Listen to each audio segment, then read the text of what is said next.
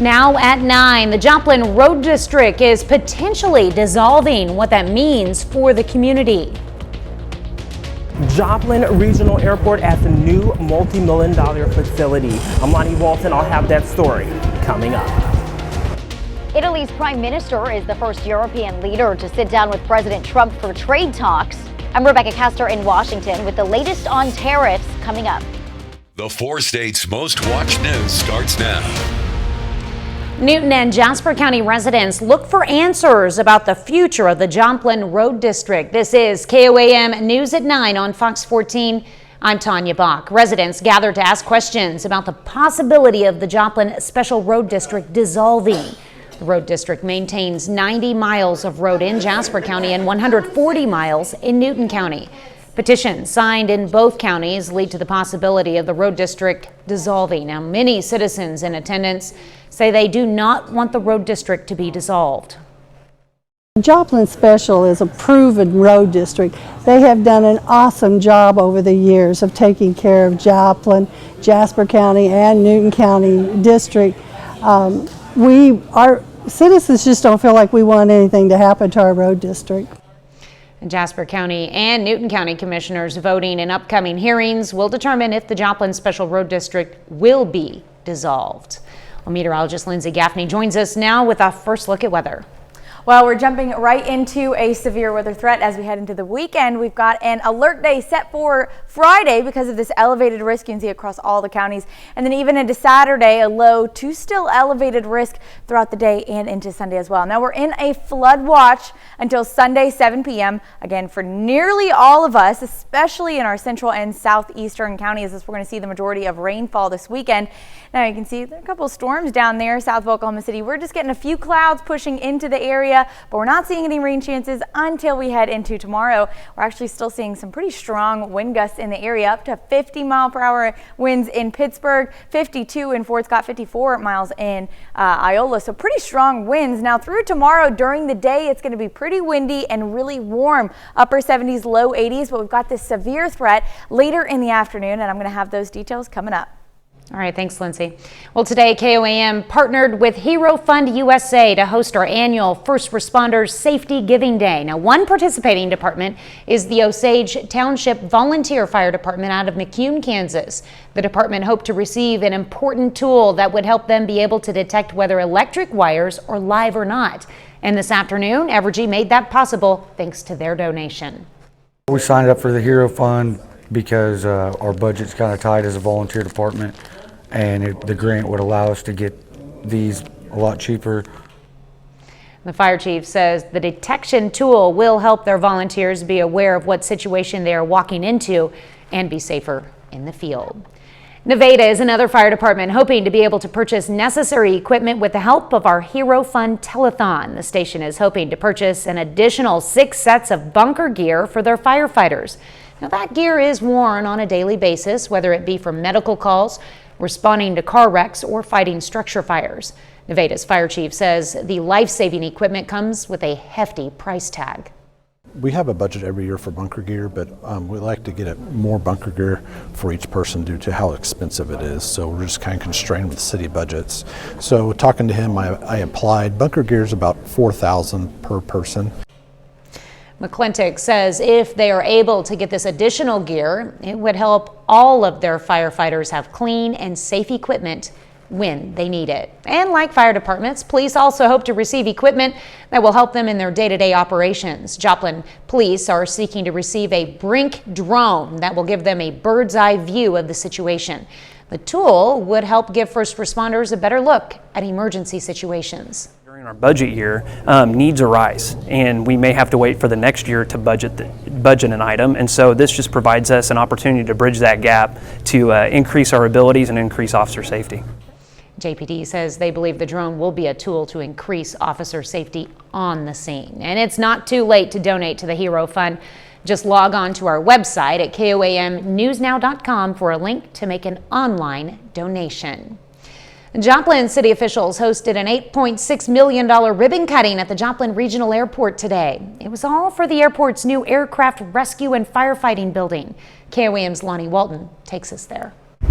I've talked to leaders of Joplin Regional Airport, and they say this facility has nothing but top-notch equipment. We have airport operations who do all kinds of stuff across the field. Allison Zahner is the manager of Joplin Regional Airport. She cut the ribbon on this brand new building, which she hopes will build a stronger, safer community. So this facility is for those airport operations personnel. It is for our aircraft rescue firefighting vehicles, our equipment, hazardous materials, storage, and it's also for our snow removal equipment. And it's not just for the community, it's there to support first responders. All of our operations personnel is in one space. They have an office. There's locker rooms and showers, which they didn't have before. Leaders tell me that these doors behind me are so good they can rise within 5 seconds. Now that we have these high-speed doors, anytime there's an emergency, the alarm goes off, those high-speed doors go up instantly. Rob O'Brien, the president of Joplin Airport Board, says this new facility is in a new and better location. It had been located near the old original terminal at the south end of the runways into the mid part of the airport. So it's more convenient to both runways, much more accessible. And one more thing, what about jobs? Right now we're actually looking for more operations personnel. We're pretty short-staffed at the moment. And the employees are having such an exciting time using all their brand new equipment. Reporting in Joplin, I'm Lonnie Walton, KOAM News. Now, Zahner says the city of Joplin only had to pay 5% of the total cost of the building. The rest came from 2 federally funded grants. Well, coming up, the danger behind microplastics. Tiny materials are creating a big problem for the environment. I'm Jelly Painter with more on that just ahead. And later, Special Olympics Kansas partners with PSU to host the 2025 Terrific Day. We take you there. As Earth Day approaches, environmental experts are warning of a potential harm to the planet, one that is often invisible to the eye. Chanley Painter has more. Plastic is everywhere, including where you can't see. Advancements in technology have helped scientists to discover microplastics within the last decade, which has environmentalists raising the alarm. They're really, really small plastics. They're in beauty projects. They're also, most of our clothes are made from plastic. Microplastics often end up in water systems when they get washed out of items, which can harm oceans and aquatic life. And our wastewater treatment systems are not designed to actually remove those. While some households may have water filters, microplastics could still be hanging around. Because we can filter it out doesn't actually mean we're removing it. Over time, microplastics can get smaller and smaller, making it necessary to frequently clean out faucet filters. You would probably have to unscrew it, get rid of the microplastics, wash it out, put it back on. Various foods also carry microplastics, making it very common to end up in human bodies. They can get beyond the blood-brain barrier. Even healthy diets are likely not safe from the tiny plastics because it is often found in materials to help crops grow. While scientists have yet to prove if microplastics alone cause health concerns, they could potentially be carriers to other dangerous materials. Microplastics, by nature of sort of their chemistry, can bind contaminants, metals, PFAS, and carry them and move them. Staying away from plastic products and using natural materials are recommended ways to reduce your microplastic use on a daily basis. I'm Jelly Painter, Fox News. Well, taking fast walks can do wonders for your ticker. That's according to a study published this week in the Heart Journal. Researchers say people who stroll at a brisk pace have at least a 35% lower risk of suffering heart rhythm abnormalities when compared to slow walkers. The findings are based on more than 500,000 adults during a 4-year study. Roughly 60 million people have atrial fibrillation, and that's according to a worldwide study done in 2024. Health officials say that condition can lead to a greater chance of suffering strokes and heart attacks. Well, hundreds of smiles ages 8 and up were seen on the trail today on the campus of Pittsburgh State University. Special Olympics Kansas partnered with PSU's Therapeutic Recreation Program to host the 2025 Terrific Day, which involved the Treast and Trails outdoor walking event with games and prizes. And the event brought nearly 150 participants together for a morning of activities centered around an outer space theme. Kind of just giving back to the community almost, and I don't know, I kind of like being around special needs. I think it's cool. I think it's fun. And I think everyone deserves to have a little bit of fun. Organizers aim to promote physical activity, social interaction, and fun for individuals with disabilities. Lindsay's next with a complete look at your forecast. And later, heroes, local vendors, and live entertainment pack the streets as downtown Joplin transforms for Third Thursday.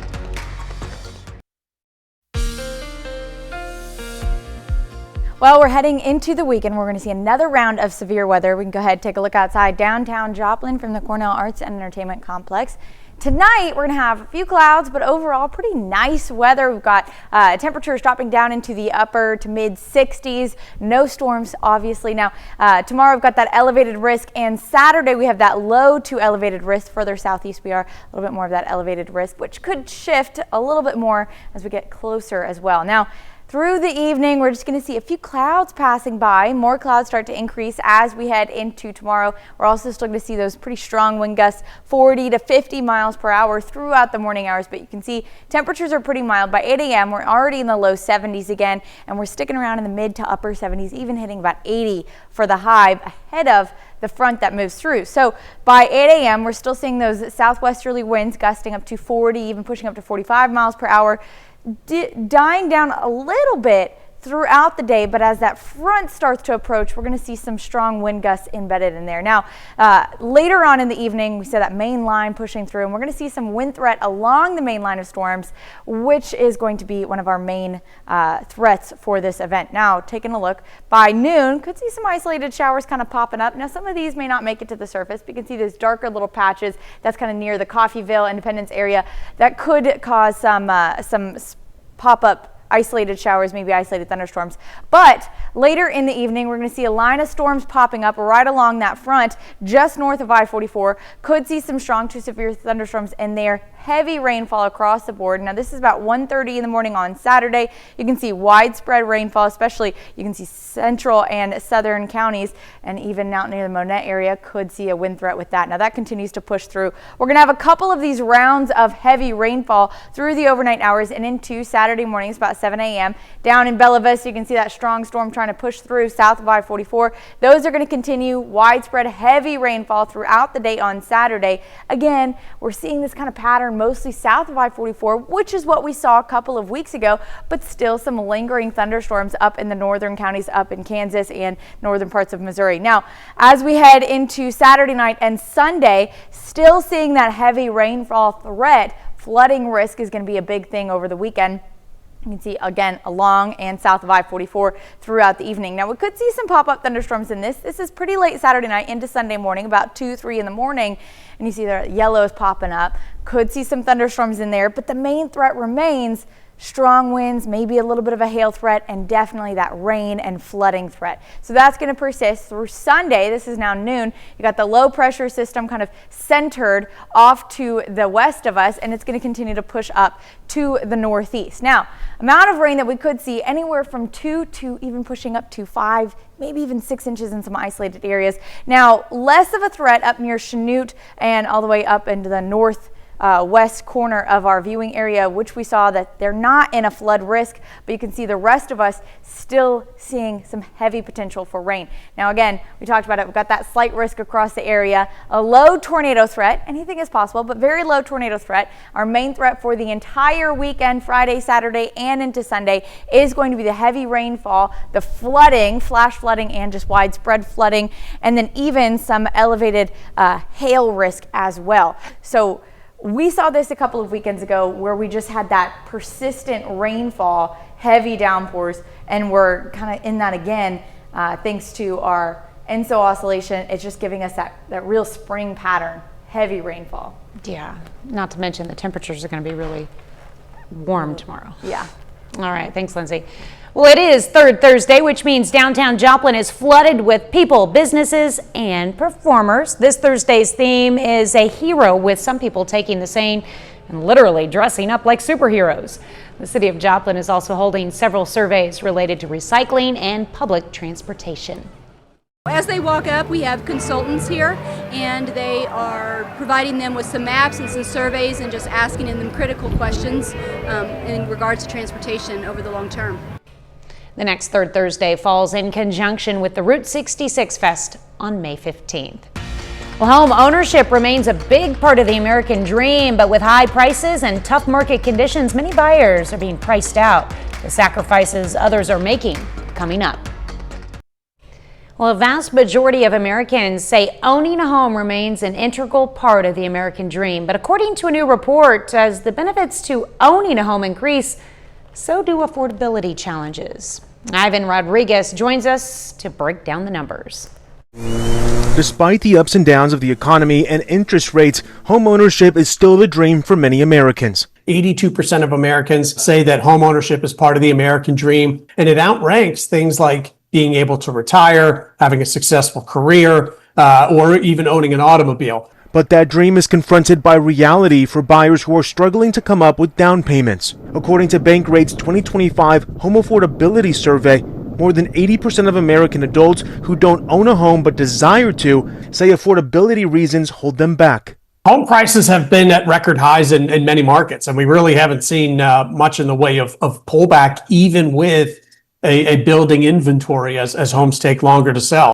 Despite the less than optimistic numbers, 64% of Americans would be willing to make a sacrifice to be able to afford to buy a home. Some of those things like moving out of state, moving further from family and friends, further from work, or buying a fixer-upper, they come with costs of their own. And so I think that's part of the equation that could also further hamper that search for affordable housing. The good news is that mortgage rates, one of the main obstacles to home ownership, have eased a bit in recent months. The average 30-year fixed-rate mortgage remains under 7%, according to Freddie Mac, which also says as more and more people apply to purchase a home, the spring home buying season is looking to be more favorable than last year. In Atlanta, I'm Ivan Rodriguez. Well, spring break travel season is winding down and prices at the pump are coming down too. Gas prices have decreased 5 cents since last week, according to AAA. The national average price for a gallon of regular gas was about $3.16 as of Thursday. Now, the falling cost of fuel is driven by decreased demand. Additionally, crude oil prices are as low as they've been in a few years, meaning motorists could continue to pay less for gas as we get closer to summer. Up next, a spring tailgate at the Diamond. Fort Scott Community College fires up the grill and brings the community together for a full day of baseball, softball, and hometown spirit. It was a day at the Diamond in Fort Scott today. Fort Scott Community College and Labette Community College baseball and softball teams were both playing. The FCC invited the community out for its annual spring sports tailgate, complete with free hot dogs and a good day to support local teams. Love giving back here. Our committee is all for the community. Our entire campus is community forward. And we love to develop our family. All of our athletes are our family. All of our students are our family. And their coaches really bring that out in them, trying to build those relationships. Donations were also being raised for the Couch family at today's event. Softball player Bailey Couch's family lost their home in the April 2nd tornado near Bronaugh, Missouri. Well, 30 more minutes of news, weather, and sports is coming your way. President Trump meets with Italy's prime minister and says he's very confident about a potential trade deal with Europe. But critics are sounding the alarm over tariffs, inflation, and the price Americans could pay. And U.S. officials meet with European leaders in Paris as peace talks aim to end a war that's dragged on for years. But as Russia continues its attacks on Ukraine, can negotiators make any headway? We'll have the latest from the ground and from the talks. You're watching the 4 States Most Watched News. This is KOAM News at 9 on Fox 14. I'm Tanya Bach. As President Trump's trade war continues, Italy's prime minister was the first European leader to visit Washington for negotiations. Her meeting follows several other critical discussions as countries scramble to make deals before the pause on tariffs is lifted. Fox News' Rebecca Castor has the latest from Washington. President Trump, how confident are you, sir, you can make a trade deal with the EU? President Trump saying he's very confident ahead of his sit-down with Italy's Prime Minister Giorgia Meloni Thursday. Both sides seem optimistic the U.S. and European Union can make a trade deal before Trump's retaliatory tariffs resume. I think we can do it together. We can.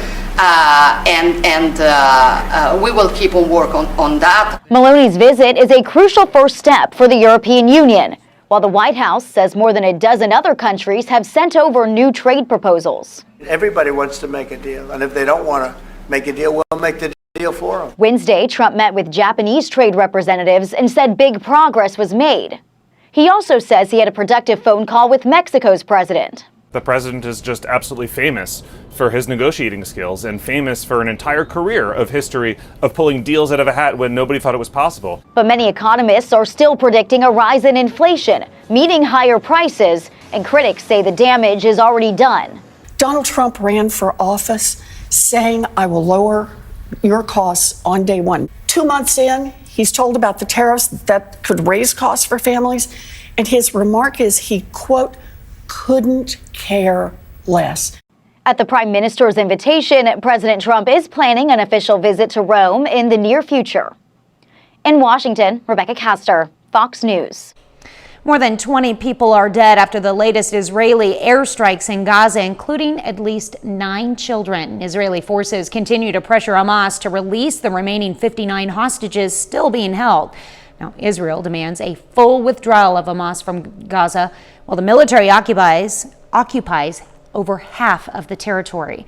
Israeli Defense Minister Israel Katz says troops will remain in Gaza even if a ceasefire agreement is reached. Meanwhile, President Trump blocks Israeli plans to strike Iranian nuclear sites, choosing a diplomatic approach instead. U.S. officials are in Paris working with foreign ministers to bring an end to the 3-year war in Ukraine. Fox News' Griff Jenkins has more from Washington. Peace talks are taking place in Paris between Secretary of State Marco Rubio, U.S. Envoy Steve Witkoff, and European officials. Witkoff and Rubio were welcomed by French President Emmanuel Macron Thursday to discuss ways to achieve a ceasefire in the war-torn region. The meetings come as several officials have expressed concern about Trump's readiness to draw closer to Russia and place tariffs on some of the U.S.'s closest allies. President Trump has committed his administration to peace and a future that everyone can count on.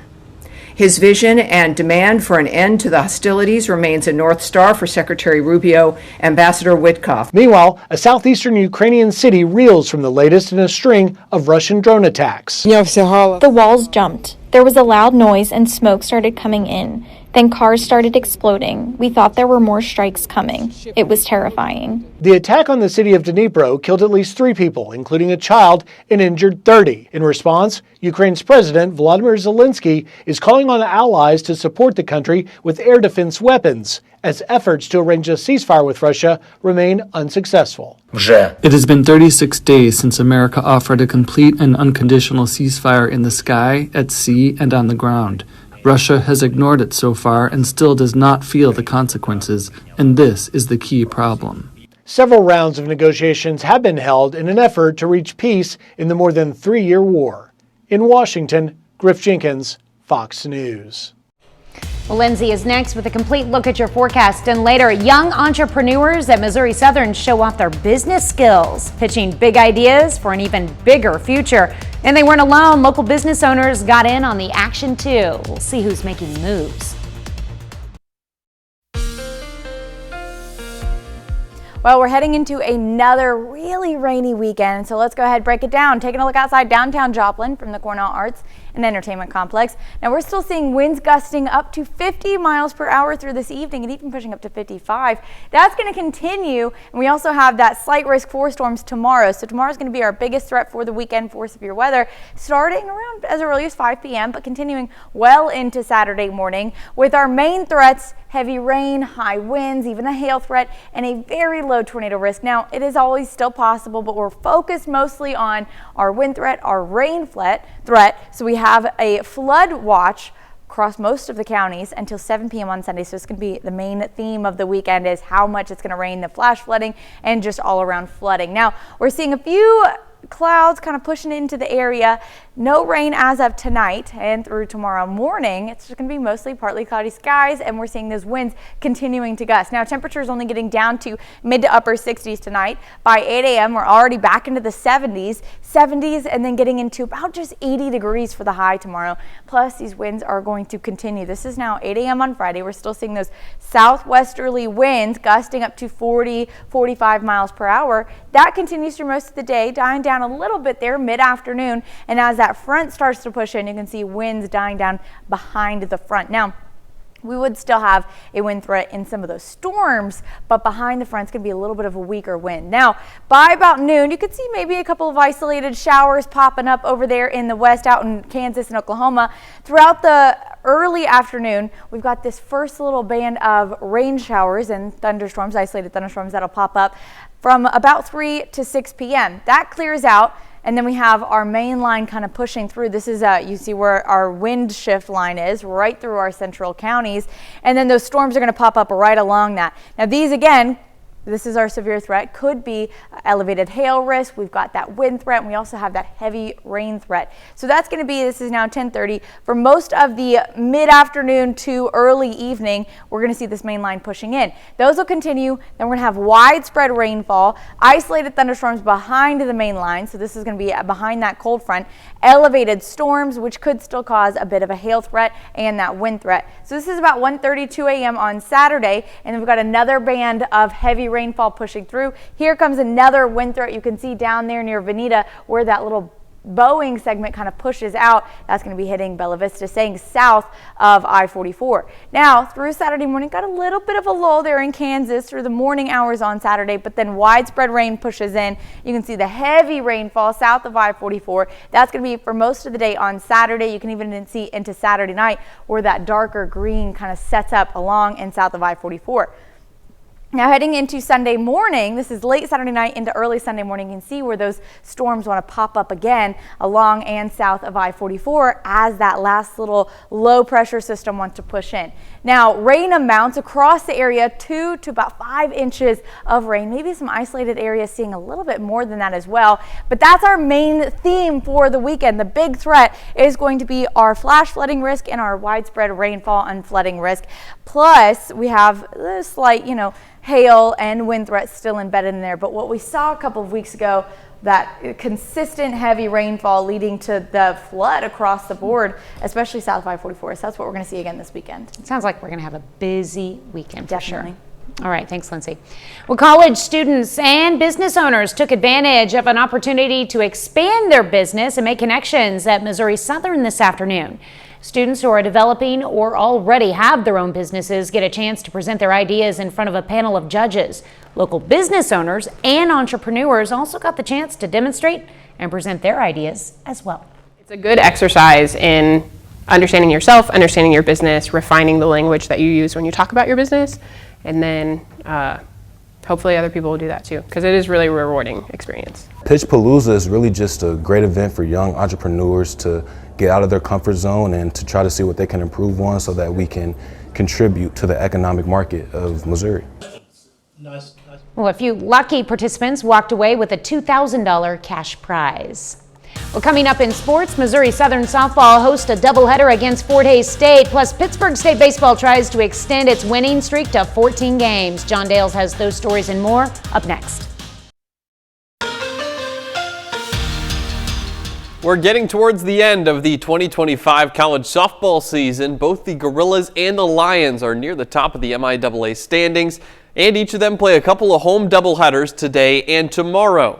24th ranked Pitt State softball, undefeated at home this year, 16-0, hosting Nebraska Kearney.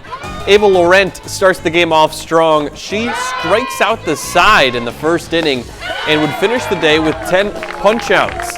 Now the Gorillas manufacture runs quickly as well. Bottom of the first, Amaya Snyder hits an RBI ground rule double to right. It's now 2-0 PSU. Next batter, Ava Sarwinski, and she launches one to straightaway center. That is gone for her second home run of the year. It's now 4-0 Gorillas. We go ahead to the bottom of the second. Bases loaded. Here's Snyder up at the plate again. Hits it high and deep all the way back to the wall. Caught at the wall by Eden McNally. But Heather Arnett comes home on the sac fly. Pitt State up 5-1 at that point. Gorillas cruise to a 10-3 victory over the Lopers. And more of the same in Game 2. Nebraska Kearney scores the first run of the contest in the top of the first. Gorillas score the next 10. They win it 10-1. PSU is 18-0 on its home turf with its final home games of the year coming tomorrow against Hayes. Now to Joplin, winds gusting as Missouri Southern softball hosts Fort Hays State. First game of the doubleheader. Tigers, they score first in the top of the third inning as Jules Bosco hits a bases-loaded single into right field. Lions in a jam after that. Still just one out, bases loaded, but Katie Gray makes the catch on a line drive and she steps on first base for an unassisted double play. That gets them out of the inning. Score still 1-0, bottom of the sixth, 2 out and a runner on, and Kylie Jack sends one into the gap in right center. Bailey Dillon scores, and the game is tied at 1. Clutch RBI triple from Jax. Then Taylor Knuckles comes up to the plate. She hits a pop fly just beyond the infield here, but that'll drop down. The error from the Tigers allows Southern to score the go-ahead run. Now we go to the top of the seventh. Kiki Pickens trying to finish off a complete game. 2 outs, runners on first and second, and Knuckles fields the grounder off a redirect and steps on second for the force out. Missouri Southern wins a defensive battle over Fort Hays State in the first game. Final score 2-1. Lions win the second one as well, 10-0.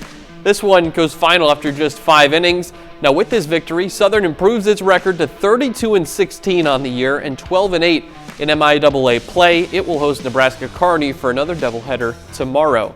Now the postseason is coming soon for college baseball as well. Pittsburgh State is heating up at the right time though. The Gorillas are riding a 13-game winning streak. Pitt State baseball winners of 13 in a row, ranked number 19 in the country, hosting Washburn. And Ricky Sanchez gets things started in the first with a single right back up the middle. Then Dagan Brewer launches one to deep right field.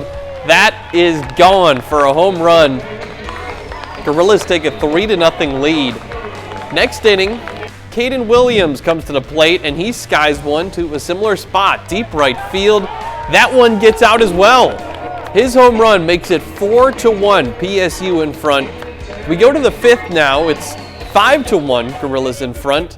And Hayden Dyer pulls one deep to left. That's the 4th homer of the day for the Gorillas. They take a 5-run lead at that point, and they cruise to a 13-2 victory over Washburn. That's their 14th win in a row. MSSU baseball loses its series opener against number 3 Central Missouri this afternoon. Final score 11-5. UCM first baseman Chase Wilcox has 3 home runs in this game. These two will play a doubleheader tomorrow. First game starts at noon. Back to Pitt State baseball though. Now they got 14 wins in a row. Every win they keep getting will keep breaking their current school record for most wins in a row. So they set the record yesterday, broke it again today, have a chance to break it again tomorrow. It seems like we always get these really high-scoring games, though, on the windy days, yeah, those too. do happen. You could see the flags out there on that baseball field. Yep. Yeah. All right, back with more news after this.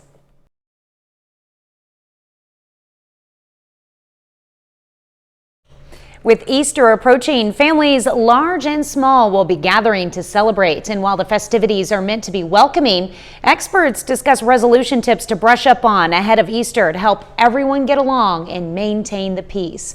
Fox News' Sean Longill reports. Holiday gatherings are often filled with love and joy, but they can also be stressful, especially if heated topics are brought up around the table. So one of the best ways to get along with everyone and also to predict and prevent conflict is all about assessing people's conflict styles. According to Dr. Jim Gwynn of Texas A&M University, it's important to know what triggers certain types of conflicts to prevent escalation. If you're hosting a larger Easter event at your home, you may encounter task conflict. That is, you have a list of 17 things you need to do or feel like you need to do. And if someone or something is preventing that from happening, that's where that trigger immediately starts. When it comes to dealing with task conflict, these people that are task triggered, they want things done. We really want to get straight to the point with them. Meanwhile, hosts who are a little picky about certain details might experience process conflict. You've got a process, you've got a way of dealing with stuff, it's something that's set in stone that really works, and somebody comes in and changes it, disobeys it, mocks it. That's where that trigger starts to happen. De-escalating these situations involves letting people feel more in control of what is going on around them. But if you've tried everything and arguments erupt, Dr. Gwynn explains this voice technique to help lower tensions. As we start to lower our voice, we start to make really good eye contact, we start to nod along with them. And psychologically, people can't hold a higher tone of voice than you for more than 30 seconds if they feel connected to you. Sean Lanchel, Fox News. Nate Bargatze is taking on a big role for TV's Biggest Night, and Benedict Cumberbatch and Olivia Colman, well, let's just say their on-screen marriage gets messy. Those stories and more up next in Hollywood Nation.